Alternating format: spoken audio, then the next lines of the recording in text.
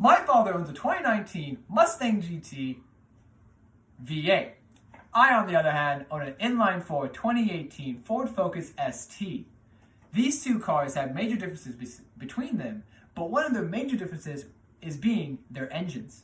One has a V8, one has an inline-four.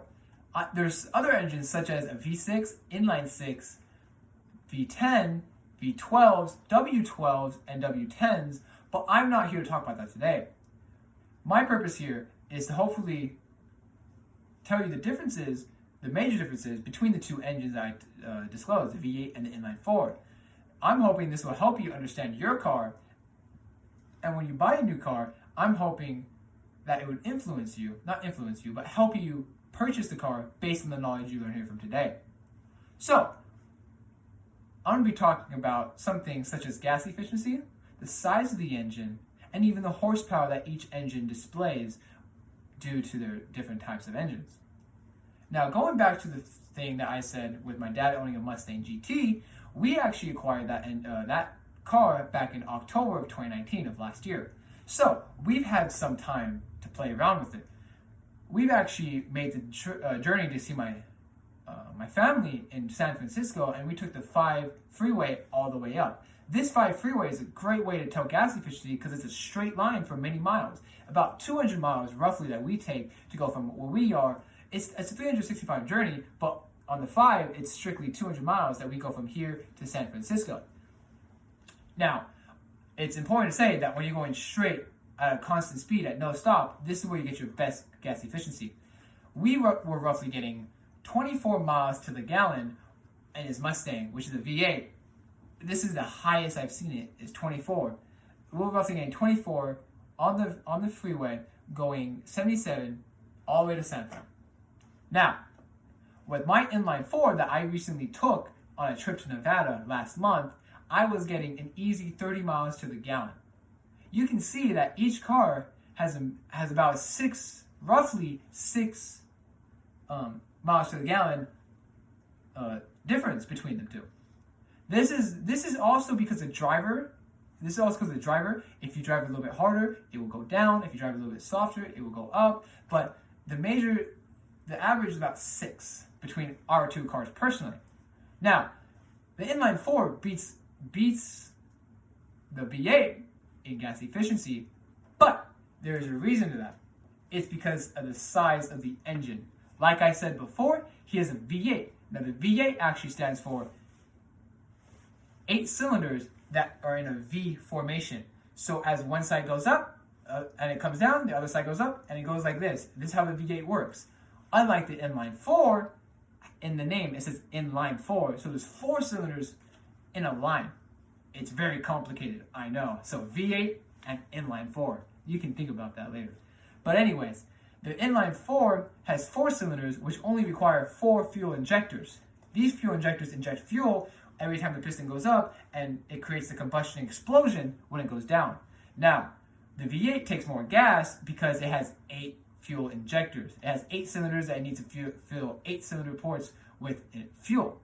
This is why the V8 has lower gas efficiency. This also has to do with the size of the engine. The size of the engine is a lot larger in the V8 because there's a lot more to it. There's 8 cylinders, so it has to be a lot larger engine. On the other hand, the inline-four is a much smaller engine compared to the V8 only because it doesn't have nearly as much. It has half the size. It has half the amount of cylinders than the V8. Now, this is very important when it comes to power. The power output on the Mustang is about 460 horsepower. Now, horsepower is a unit of power equal to 550 feet-pound per second. Now, he has 460 horsepower in his car. I have a stock amount of 252 because mine is a turbo. The turbo only adds pressurized air within the piston, within the cylinders, the pistons. That doesn't matter. The turbo just helps me get a little bit more power. But between the differences between them is 210 horsepower between those two cars. Now, that is a lot. The reason why is because of their engines. You can go and talk about the transmissions and stuff and how the Mustang's a rear-wheel drive and I'm a front-wheel drive, but the main difference is the engines, because we both have stick shifts, so it doesn't matter about automatic transmission and not. We both have stick shifts, so that means we have an equal fighting ground. You know what I mean?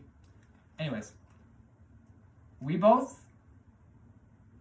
both pros and cons within the inline 4 and the V8. Now, I've gone over the size of the engine, I've gone about gas efficiency, and I've gone about horsepower of the engines. These are some of the major differences when it comes to the engines. Now, to sum things up, the size of the engine, the gas efficiency, and the horsepower are the most important to know about the different types of engines that we're discussing.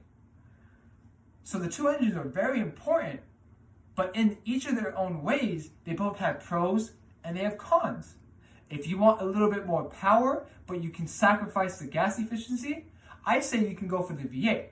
But if you want some gas efficient fun with a little bit less power, I say go with the inline 4. Personally, I say go with the inline 4. If you're a teenager, at least. If you're a teenager, because it's just a fun way to go.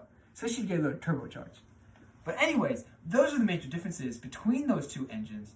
And I'm hoping to get to know more about your car and what you think about engines, because I'm fascinated by them. Anyways, thank you for your time, and I hope you have a wonderful day.